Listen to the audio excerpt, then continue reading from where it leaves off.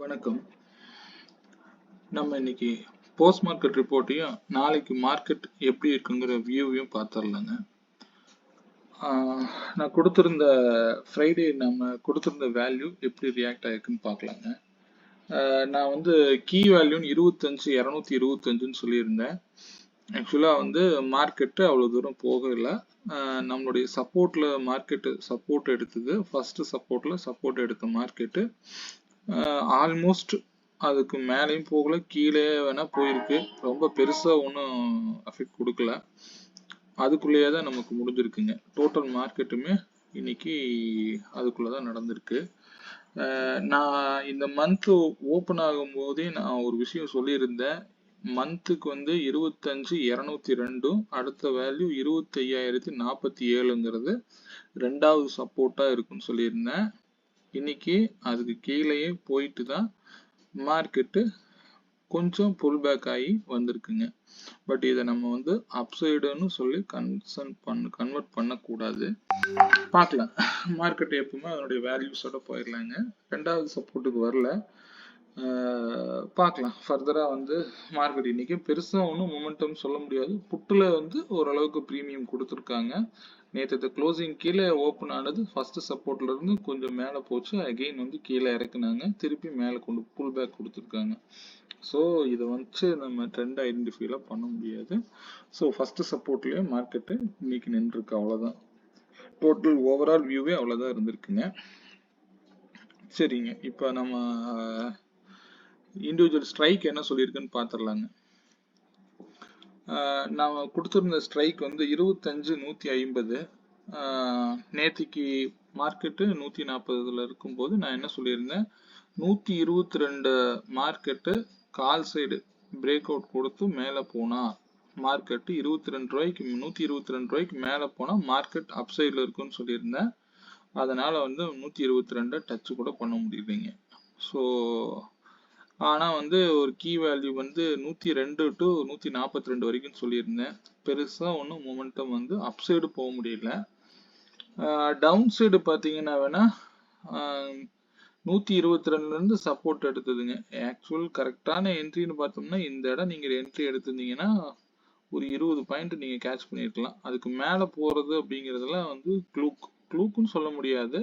அதுக்கு certain value இருக்கு, but அது வரைக்கும் நமக்கு போயிருக்கு, அவ்வளவுதான் நம்ம எடுத்துக்க முடியும். இந்த இடம் நீங்க என்ட்ரி எடுத்திருக்கலாம். எடுத்திருந்தா 122 ரூபாய்க்கு கீழே வராத வரைக்கும் மார்க்கெட் டவுன் சைட்ல தான் இருந்திருக்கும் அப்படிங்கிறது தெளிவா தெரியுது. இதெல்லாம் ஏன் சொல்றேன், நேற்றுக்கே இன்னைக்கு மார்க்கெட் எப்படி இருக்கும் அப்படிங்கிறது எப்படி நம்ம சொல்றோம் அப்படின்னா அதுக்கு சர்டன் வேல்யூ இருக்கு. ஸோ இந்த 122 ரூபாய்க்கு கீழே இருக்கிற வரைக்கும் மார்க்கெட்டு, இது மேலே இருக்கிற வரைக்கும் மார்க்கெட் டவுன் சைட்ல இருந்திருக்கும்.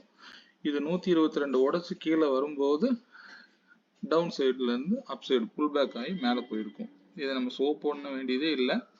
ஸோ இவ்வளோதான் மார்க்கெட்டுங்க. 102 ரூபாயில கரெக்டாக திருப்பி க்ளோஸ் வைக்க முடியல, மேலே புல் பேக் ஆகி இது வரைக்கும் வந்திருக்குங்க. ஸோ இவ்வளோதான் மார்க்கெட்டுங்க.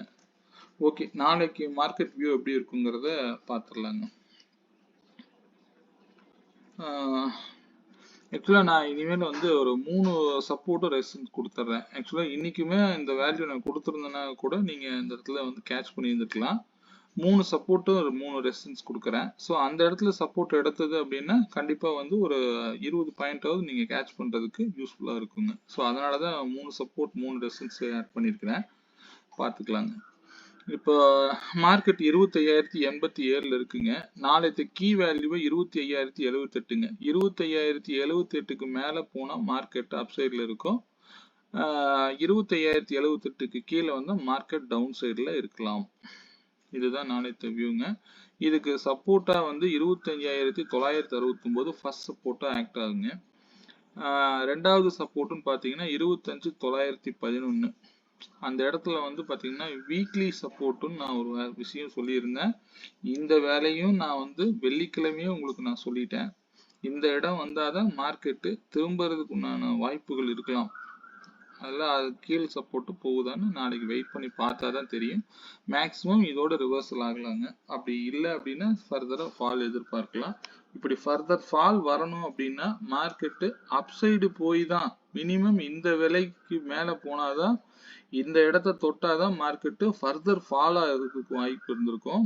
இங்க இருந்து மார்க்கெட் கீழே வருது அப்படின்னா மார்க்கெட் சப்போர்ட் எடுக்க தான் வாய்ப்புகள் அதிகங்க.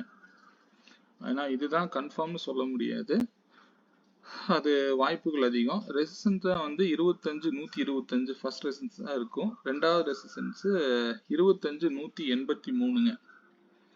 அப்புறம் மூணாவது ரெசிஸ்டன்ஸ் 25 300. இதையெல்லாம் தாண்டி போனா 25 300. நான் இந்த வீக்கோடைய கீ வேல்யூ 25 283 கொடுத்துருக்கேன். இந்த விலையை தொடணும் அப்படின்னா மார்க்கெட் சப்போர்ட்ல இருந்து வந்து தொட்டாதான் அது ஹெல்த்தியான கரெக்ஷன் ஆகி திருப்பி அந்த இடத்துக்கு போய் முடிவு பண்ணணும்னு அர்த்தம்.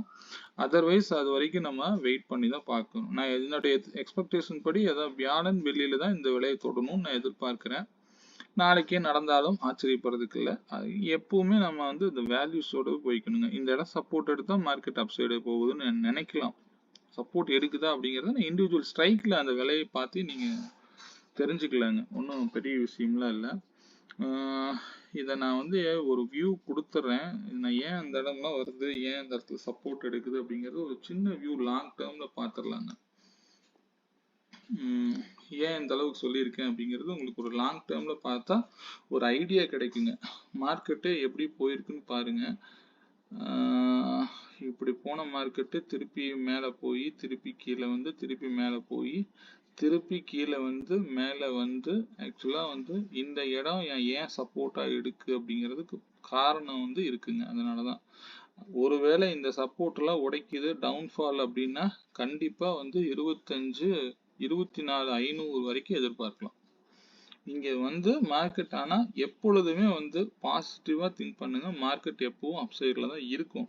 இதெல்லாம் சின்ன சின்ன கரெக்ஷனாக தான் நம்ம எடுத்துக்கணுமே தவிர ரீட்ரேஸ்மெண்ட் தான் நம்ம எடுத்துக்கணும். நான் ஏன் வந்து இந்த விலை வரும்போது அப்படின்னு ஜூலை மந்தே சொல்லியிருந்தேன். 25 202 வந்து தான் முடிவெடுக்குன்னு சொல்லியிருந்தேன். இப்போ 25 202க்கு கீழேயே உடச்சு நிற்கிறாங்க. 25,047ன்னு ஒரு சப்போர்ட் அடுத்தது கொடுத்துருந்தேன், அங்கேயும் உடச்சு நிற்கிறாங்க.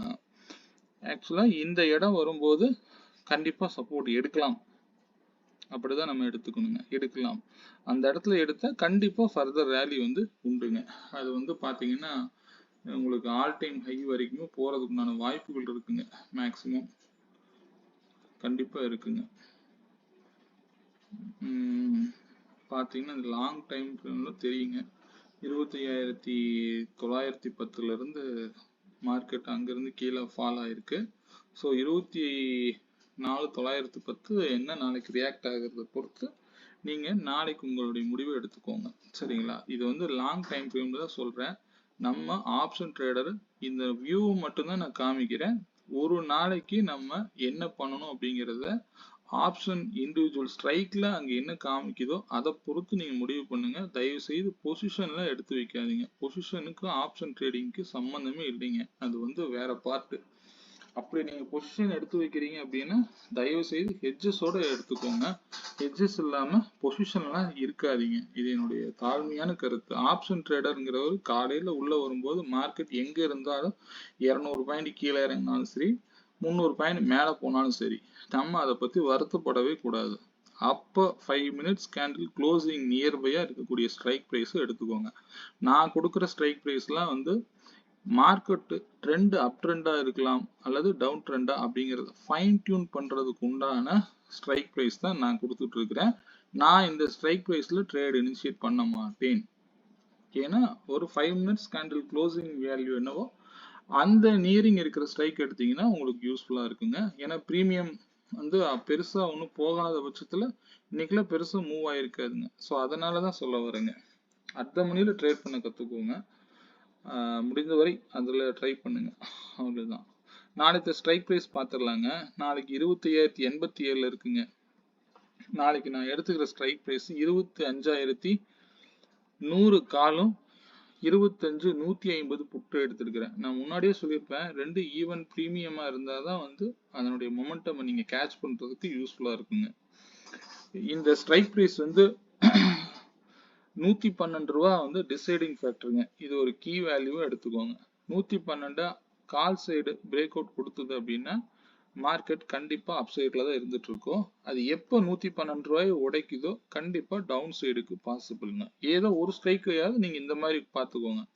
இப்போ 112 இது உடைக்கும் போதே வந்து இந்த இடத்துல என்ட்ரிக்கு போகலாமான்னா அந்த இடத்துல நான் கொடுக்கக்கூடிய ஏதாவது விலை உங்களுக்கு சூட் ஆச்சு அல்லது நீங்க பார்த்த இடம் கரெக்டா இருந்ததுன்னா தைரியமா எடுங்க, தப்பு இல்லை. எந்த பாயிண்ட் எடுத்தாலுங்க நம்ம ட்ரேட் பண்ண வரும் பொழுது எவ்வளவு ப்ராஃபிட் பண்ண வரோம் அப்படிங்கிறத விட இங்க மார்க்கெட்டுக்கு எவ்வளவு ஸ்டாப் லாஸா நான் ஃபிக்ஸ் பண்றேன் அப்படிங்கிறது கண்டிப்பா அதை தெரிஞ்சு வச்சுக்கிட்டு நீங்க ட்ரேட் பண்ணுங்க. ஏன்னா இந்த அசம்ஷன் ட்ரேடிங் போறதே தயவு செய்து அவாய்ட் பண்ணுங்க. மினிமம் ஒரு இடத்துல என்ட்ரி எடுத்தீங்க அப்படின்னா ஒரு 12 பாயிண்ட்ங்கிறது மினிமம் ஸ்டாப் லாஸ் ஃபிக்ஸ் பண்ணுங்க. அப்போ நீங்க அந்த லோல இருக்கும்போது என்ட்ரி எடுங்க. போய் மேல நிற்கும் போது மார்க்கெட்டு ஃபர்தர் அப்சைடு போயிடும் அப்படின்னு நினைச்சுக்கிட்டு உங்களுடைய அசம்ஷனை இங்க மார்க்கெட்ல கொண்டு வராதீங்க. முடிஞ்ச வரைக்கும் கீழே இருந்து எடுக்கிறீங்களா அப்ப அதுக்கு ஒரு 12 பாயிண்ட் மினிமம் வச்சுக்கோங்க. ஏன்னா அது என்னுடைய வேண்டுகோள். ஏன்னா இது ஸ்டாப் லாஸ் கொடுத்து ஸ்டாப் லாஸ் ஹிட் ஆச்சுன்னா தப்பு இல்லை. நீங்க திருப்பி அந்த விலைக்கு மேல க்ளோஸ் வைக்கும்போது எடுங்க, தப்பு இல்லை. ஏன்னா நீங்க மேல இருக்கும்போது எடுத்து ஸ்டாப் லாஸே போடாம அகைன் கீழே வரும்போது நீங்க ட்ரேட் பண்றதையே விட்டு வெளியில போகக்கூடிய நிலைமைக்கு வந்துருவீங்க. அதனால மினிமம் ஸ்டாப் லாஸ்ங்கிறது எப்பவுமே எடுத்துக்கோங்க. இல்ல ஹெட்ஜஸ் எடுத்து பண்றதுனால தாராளமா பண்ணுங்க, தப்பே இல்லை. தயவு செய்து அல்ல இந்த லாங் ஸ்ட்ரைட் எல்லாம் போட்டு போடாதீங்க. மார்க்கெட் பாதி நேரத்துல வந்து லாங் ஸ்ட்ரைட்ல வந்து ஒர்க் ஆகுறது இல்லை. ஏன்னா 2 பிரீமியம் டிகே ஆச்சுன்னா அதுலயும் லாசஸ் வரும். தேவையான ஹெட்ஜஸ் வந்து நீங்க ஒண்ணு புல் கால் ஸ்ப்ரெட் அல்லது பியர் கால் ஸ்ப்ரெட் உங்களுக்கு கண்டிப்பா தெரிஞ்சுது அப்படின்னா, அந்த ட்ரெண்ட் தான் போகுது அப்படின்னு தெரிஞ்சுது அப்படின்னா நீங்க அந்த மாதிரி ஸ்ப்ரெட் யூஸ் பண்ண கத்துக்கோங்க. முடிந்தவரை லாஸ் அவாய்ட் பண்ணுங்க. இதுதான் நான் சொல்ல விரும்புறேன். இன்னைக்கு இந்த ஸ்ட்ரைக் பிரைஸ் உடைய டிஸ்டன்ஸ் வந்து 93 ரூபால இருந்து 130 ரூபா வரைக்கும் போகுங்க. எய்தர் அப்சைடா இருந்தாலும் சரி டவுன் சைடா இருந்தாலும் சரி 93 வரும்பொழுது உங்களுடைய முடிவு எடுத்துக்கோங்க. மற்றபடி மார்க்கெட்டை நீங்க எப்பவுமே stay on values. Assumption trade பண்ணி லாஸை கொஞ்சம் பண்றது தவிர்த்துருங்க. இதுதான் என்னுடைய தாழ்மையான வேண்டுகோள். ஓகேங்க, இந்த வீடியோ பிடிச்சிருந்தது அப்படின்னா உங்க நண்பர்களுக்கு ஷேர் பண்ணுங்க. மீண்டும் ஒரு வீடியோவில் நாளை மாலை சந்திப்போம். வணக்கங்க.